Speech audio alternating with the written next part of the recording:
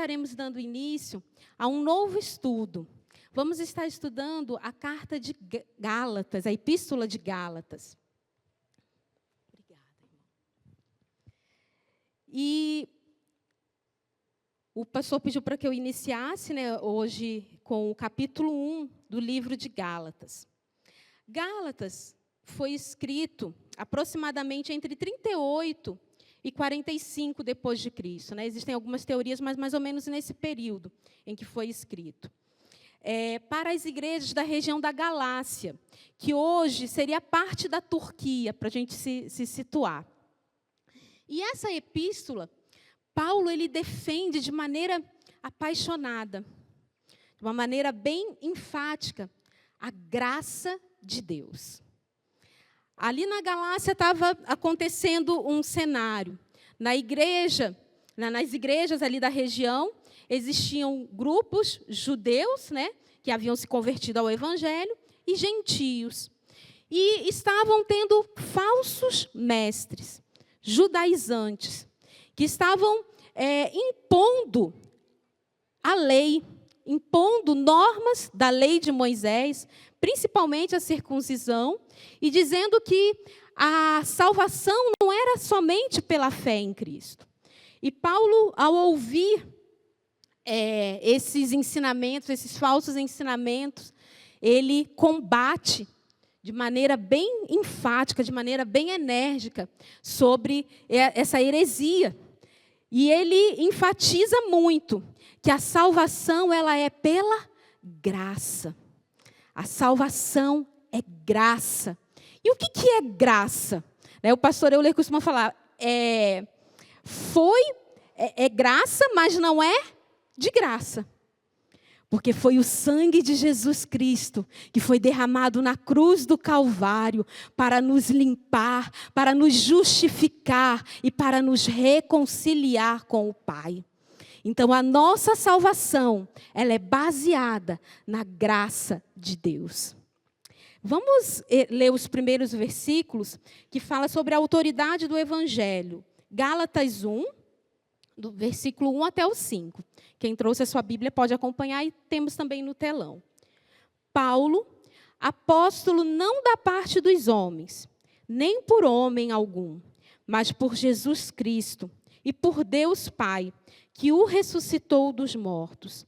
E todos os irmãos que estão comigo, as igrejas da Galácia, graça e paz da parte de Deus Pai e de nosso Senhor Jesus Cristo, o qual se deu a si mesmo por nossos pecados, para nos livrar do presente século mal, segundo a vontade de Deus nosso Pai, ao qual glória para todo sempre. Amém. Nesses primeiros 5 versículos, Paulo, ele começa enfatizando e defendendo que o seu chamado não foi por homens, foi o próprio Deus quem o escolheu e quem o vocacionou para o chamado. E isso tem um peso tão grande, queridos, e fala da nossa vocação. Deus, Ele nos escolheu. Existem alguns chavões evangélicos que a gente fala assim, eu aceitei a Jesus. Não, nós não aceitamos. Foi Ele que nos aceitou. Foi Ele que nos escolheu. Foi Ele que nos chamou. Foi Ele que nos vocacionou. E Paulo começa defendendo isso, que ele foi chamado por Deus. E quando ele foi chamado, lembra a polêmica? Que alguns tinham medo, alguns nem queriam receber Paulo. Mas foi o próprio Deus. E aquele que chama, é aquele que prepara, é aquele que capacita. E nós vemos a unção de Deus sobre a vida da pessoa. Porque quando Deus chama, Ele unge, Ele usa. E é inquestionável o chamado de Deus. O legado de Paulo até hoje, quantas centenas de anos se passaram, e quando nós lemos essa carta, ela continua atual, ela fala para nós nos nossos dias, porque foi Deus quem chamou, foi Deus que soprou a sua palavra. Amém? Ele saúda os irmãos. É muito interessante como ele começa as cartas. E ele sempre saúda. Às vezes a gente fala paz.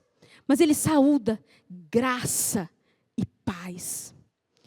Que peso, que importância tem isso. Num mundo atual, de tanta ansiedade, de tantos temores, de tantos conflitos. Quando nós dizemos a paz do Senhor, nós estamos profetizando a paz que excede todo o entendimento. Ele começa saudando as igrejas, a graça, o presente imerecido de Deus, a paz de Deus a todos os irmãos. Graça e paz são os fundamentos que Cristo deixou. E ele continua dizendo aqui, o qual se deu a si mesmo por nossos pecados. Essa paz e essa graça foram conquistados ali na cruz do Calvário, quando Jesus morreu por nós. Ele nos garante a paz que excede todo entendimento. Ele nos dá a graça, que é o presente, o favor imerecido. Não pelos nossos atos, mas pelo amor dele, pela graça insondável dele. Amém? E ele continua dizendo, vamos ler os versículos 6 e 9. Maravilho-me de que tão depressa passasseis daquele que vos chamou a graça de Cristo para outro evangelho, o qual não é outro, mas há alguns que vos inquietam e querem transformar o evangelho de Cristo. Mas ainda que nós mesmos, ou um anjo do céu, vos anuncie outro evangelho, além do que eu já vos tenho anunciado, seja anátema. Assim como já vô-lo dissemos, agora de novo vô-lo digo, se alguém vos anunciar outro evangelho, além do que já recebestes, seja anátema. Paulo, ele era direto, ele era curto e grosso. Ele deu essa saudação, ele foi direto ao ponto. Ele não fez rodeios, ele não floreou, ele não veio com meias palavras, e ele já começa pegando pesado. Quão depressa! Tão pouco tempo! Vocês já estão indo para um outro evangelho? Vocês já estão se deixando influenciar por outros ensinamentos em tão pouco tempo? E ele pega tão pesado, ele fala anátema. Anátema é amaldiçoado. Na versão NVI fala amaldiçoado. Mesmo que venha um anjo do céu, ou qualquer outro homem que pregue um evangelho diferente deste, seja considerado amaldiçoado. Ele pega bem pesado. Ele denuncia ali o quanto eles estavam se distanciando tão rápido. Né? O evangelho não é por obras. O que nos garante a salvação é o sacrifício de Jesus Cristo na cruz do Calvário. É isso que nos salva. É isso que nos garante que o nosso nome está escrito no livro da vida. Não são as nossas obras de justiça. Não são as tradições. Não são os rituais. Ah, eu vou jejuar muito que eu vou ser salvo. Você pode jejuar a tua vida inteira. Mas se Cristo não for o teu Senhor, se você não reconhecer que Ele morreu, mas ao terceiro dia Ele ressuscitou, você não está salvo. O jejum é importante para os salvos se aproximarem mais de Deus. Precisamos dizimar, precisamos ofertar, precisamos louvar, precisamos fazer boas obras, mas o único que nos garante a salvação é através de Jesus Cristo, que é o Filho de Deus. A salvação é só por meio de Jesus. E ele denuncia um só evangelho, que há um só evangelho verdadeiro, o da graça. E tudo mais é uma falsificação. E a gente lê e fala assim, nossa, mas como que pode? Mas nos nossos dias, queridos, Quantos estão dentro das igrejas vivendo sob um jugo tão pesado da tradição, da religiosidade?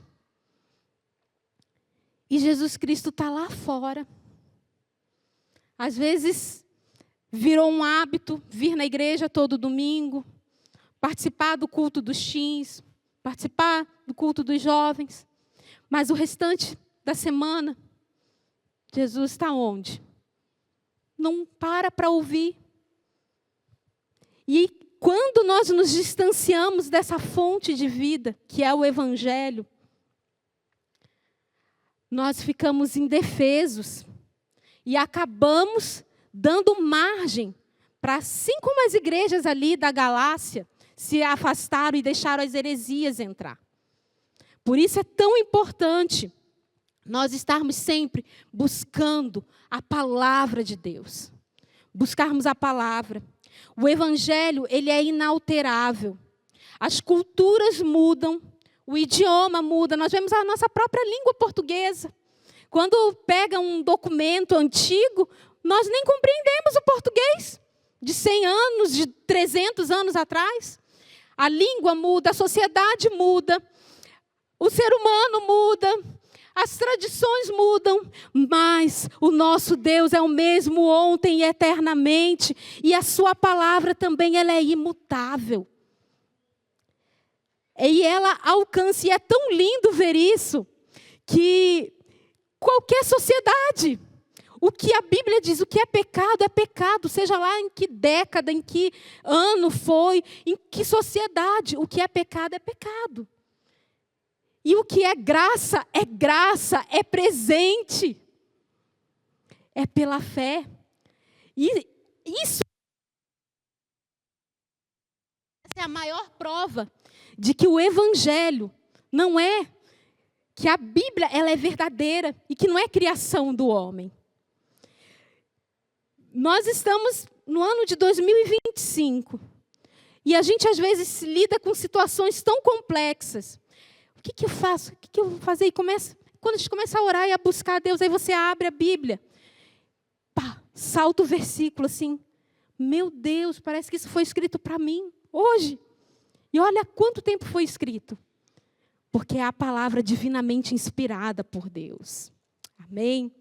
Um evangelho misturado com legalismo, tradições humanas ou qualquer outro tipo de autojustificação é um falso evangelho. Devemos rejeitar qualquer mensagem que acrescente exigências humanas à graça de Deus. Próximo ponto. A fidelidade ao evangelho custa rejeição. Vamos ler lá no versículo 10?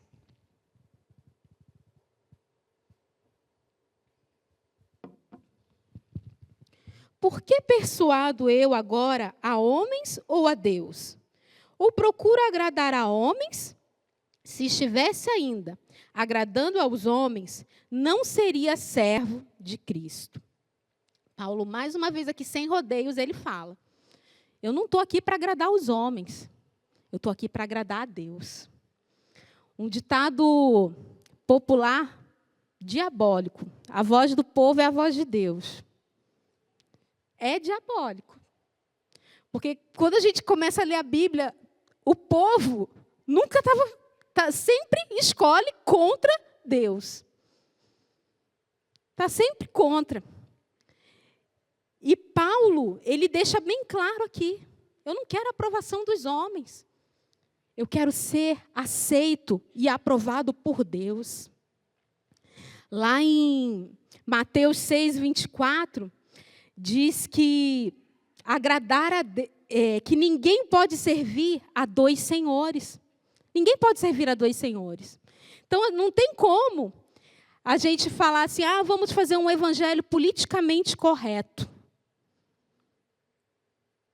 A mensagem do evangelho e a fidelidade a ela tem um preço a ser pago. E muitas vezes nós somos obrigados a nos posicionar.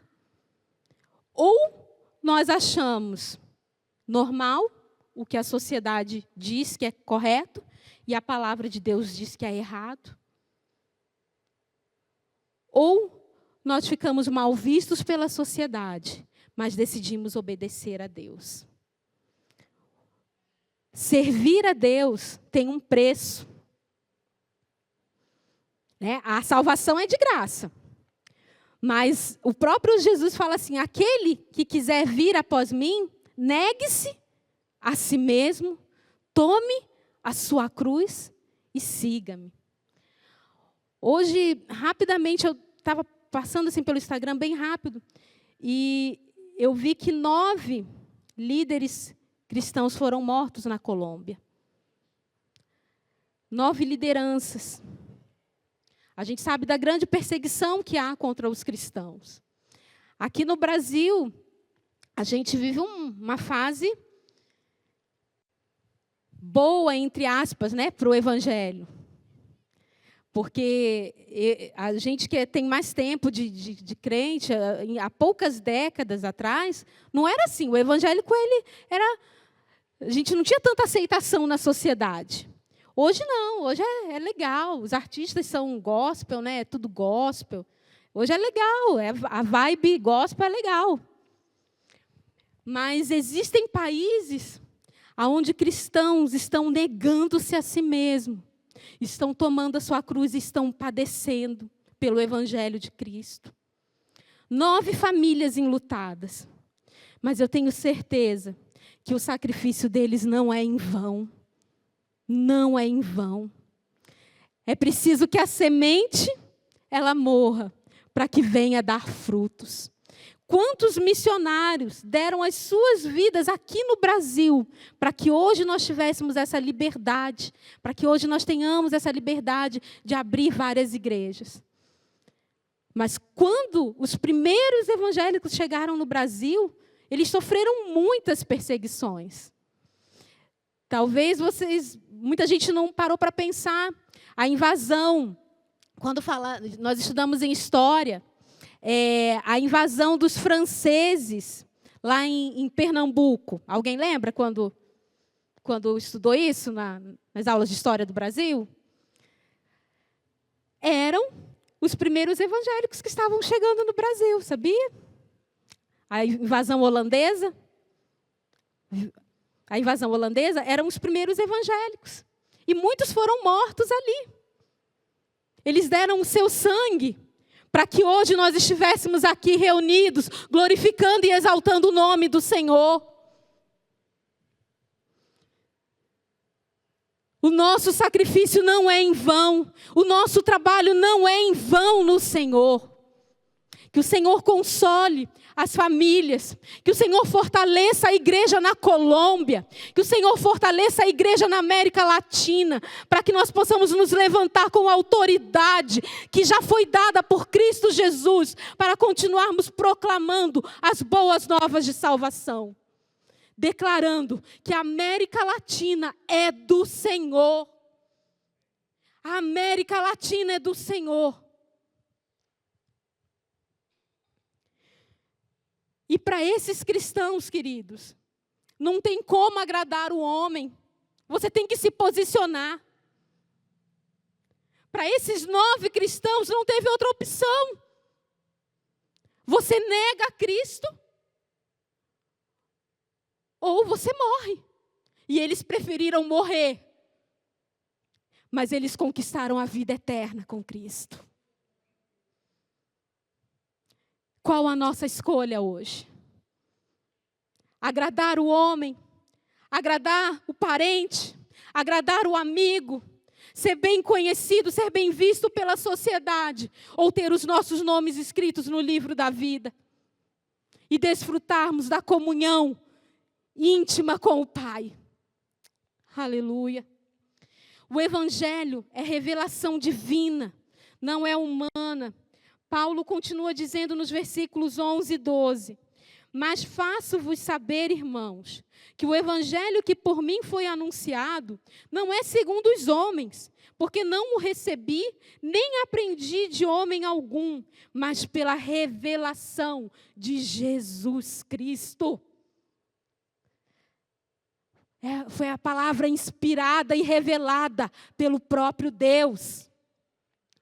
Paulo, no caminho de Damasco, ele teve a visão, o encontro com Deus. Ele era um religioso, ele era fanático, ele perseguia os cristãos, até que ele viu a Cristo. Ele viu, e ali ele recebeu a revelação de Deus. E nós continuamos a ver lá em 2 Coríntios 12, 7, por exemplo, fala da revelação. Ele teve outras revelações. E a gente comprova a veracidade dessas palavras se cumprindo hoje, gente, como elas são atuais. A palavra de Deus, ela é completa. Ela é mais do que suficiente. Aqui nós encontramos resposta para todos os problemas. Nós encontramos a solução para os nossos questionamentos. Basta obedecermos ao que diz a essa palavra. Nós não precisamos de novas revelações, de novas doutrinas. Hoje, com a tecnologia, tem um lado positivo e tem um lado negativo, né? A propagação do evangelho hoje é muito mais fácil. Através das redes sociais nós podemos proclamar. Mas a quantidade de falsos mestres é assustadora.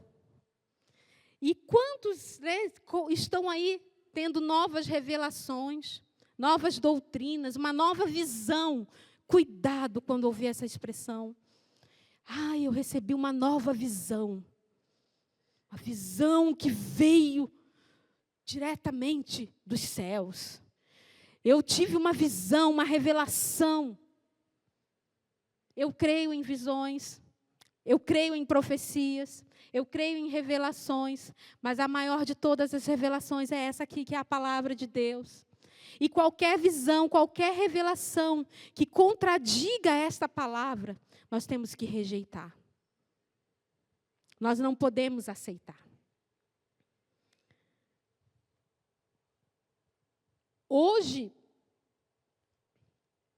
se compararmos, né, a nossa realidade, está muito, muito, muito parecida à da Galácia. Muitas novas doutrinas, muitas novas revelações.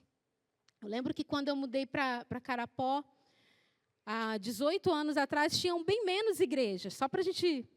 A cidade era bem menor, tinha poucas.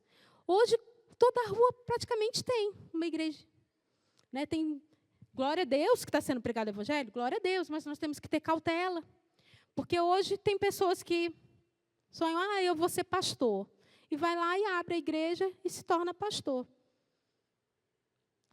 Mas não passou por uma autoridade espiritual. Paulo, antes de iniciar o seu ministério, ele foi ensinado. E olha que Paulo tinha muito conhecimento. Mas antes dele iniciar, ele foi preparado. O próprio Jesus, antes de iniciar o seu ministério, ele também se preparou. Ele lia as Escrituras, ele foi batizado. Então, cuidado. Eu sou chata, né? Volte e meia, vamos lá na minha igreja. Dou uma desculpa, mas não vou, irmãos. A gente tem que ter muito cuidado. Como diz a minha mãe, fica borboleteando por aí. A gente tem que ter muita cautela. A gente não pode ficar, tá vindo um pastor de fora. E, gente, Deus usa muito. Ele revela até o CPF da pessoa. Gente, a maior revelação está aqui, a palavra de Deus. O que uma pessoa revelar o CPF vai mudar a tua vida? Isso aí, desde os tempos antigos lá, né? Lembra quando Deus chama Moisés e começa a fazer lá os sinais? Os magos de Faraó imitavam tudo, estavam imitando tudo. O diabo, ele tem anos e anos de experiência. Então, revelação não é sinal de salvação. Ele cura. Tá, mas a Bíblia diz que nos últimos dias, falsos profetas operarão sinais e prodígios, e, se possível, enganarão até os escolhidos. Deus cura? Cura. Alguém aqui tem a experiência de... Pode levantar a mão, já foi curado? Eu fui curada. Alguns meses atrás, eu vim ministrar uma vez o louvor aqui no sábado, eu estava com uma enxaqueca horrível, eu já tinha ido para o hospital. Eu vim com muita dor de cabeça. Terminou o culto, conversando com o pastor, eu falei, pastor, eu não aguento mais de dor. Eu não aguento mais. Já parei no hospital 2 vezes e não passa essa enxaqueca. Ele falou, você crê que Deus pode curar? Eu falei, creio. Pegou o óleo, orou. Irmãos, tem meses que eu não tenho crise de enxaqueca. Deus, Ele cura.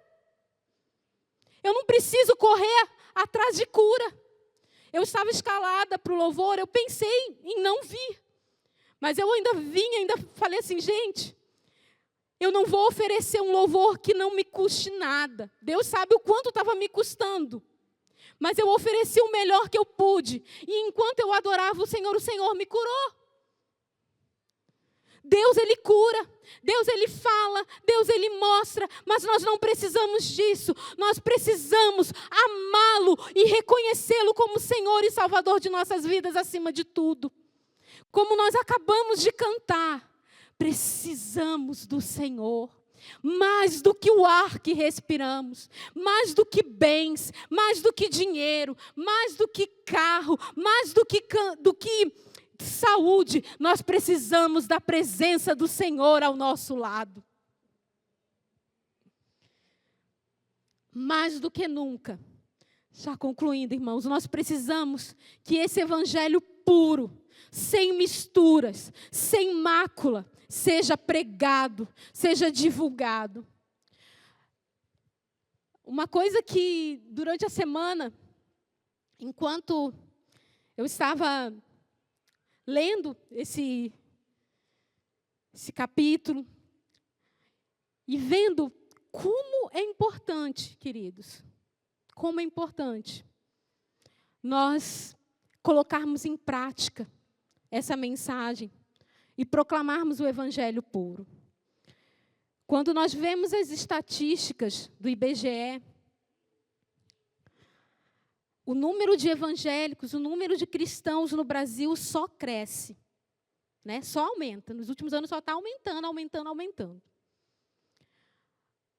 O pastor chegou até a comentar sobre a questão dos divórcios. Mas, como eu trabalho na área da educação e lido com isso no dia a dia já há 21 anos, eu vejo a contradição muito grande.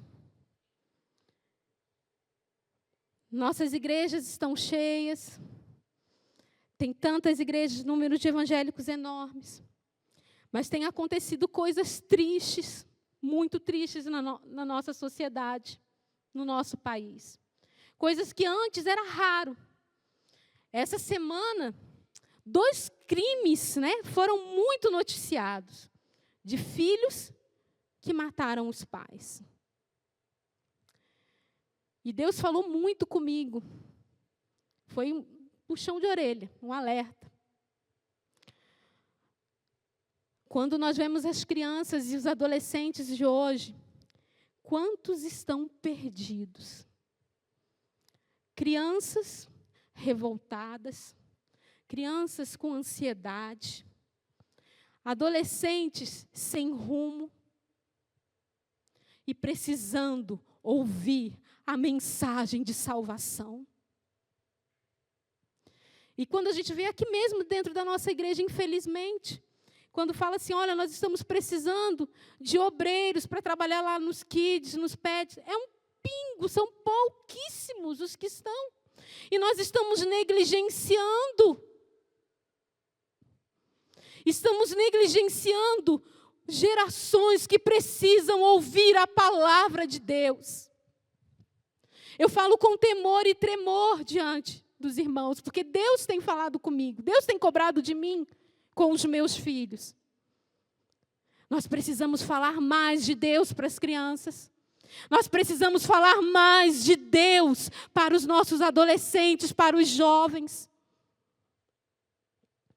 Eu lido com crianças, queridos, que começam com 5, 6 anos, né? 6 anos que entram lá no ensino fundamental. Eu te odeio. Já falando de morte, vou matar. Existe uma mensagem de esperança para essas crianças. Aqui em Carapó mesmo, não precisamos ir para longe. Há um número gigantesco, há um número muito grande de crianças que são abusadas. Você sabia disso? A sociedade não fala sobre isso. Fala só lá em maio, porque tem o dia da exploração, contra a exploração e o abuso sexual. Mas eu lido com isso no meu dia a dia.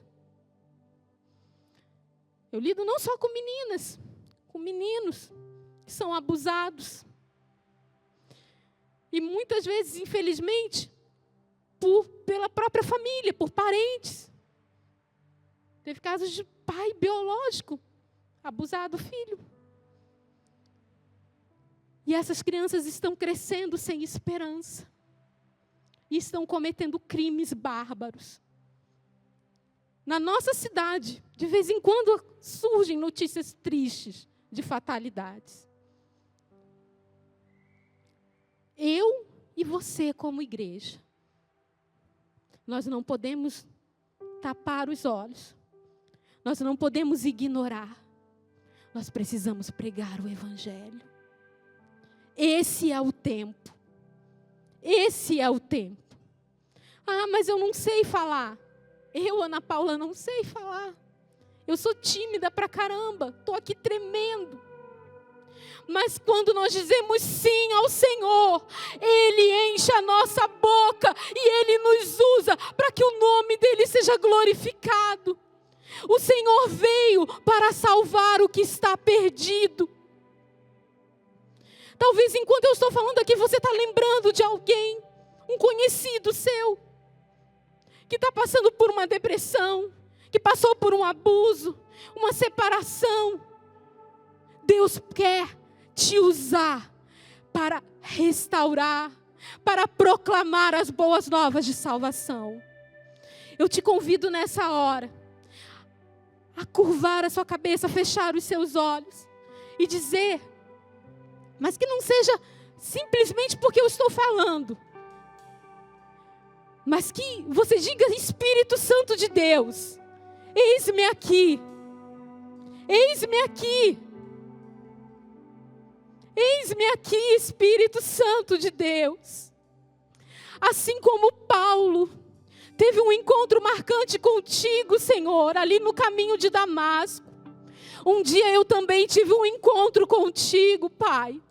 Apesar de ser criada num lar evangélico, eu precisei um dia te ver com os meus olhos, de deixar de viver a experiência dos meus pais e ter a minha experiência contigo.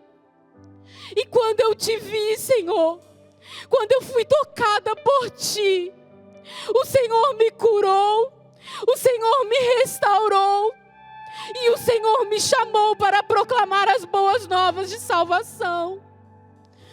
Eis-nos aqui, Senhor. Usa-nos a nós, ó Pai. Que não passe de nós. Que não passe de nós, Senhor. Queremos ser agentes de transformação na nossa casa, no nosso bairro, Pai, na nossa cidade. Em Carapó, ó Pai. Os campos são tão grandes, Senhor. Eis-nos aqui, Senhor. Usa-nos para a Tua honra, para a Tua glória, Pai. Para o Teu louvor, ó Deus. Usa as nossas vidas, Senhor. Usa-nos, ó Pai. Em nome de Jesus. Amém.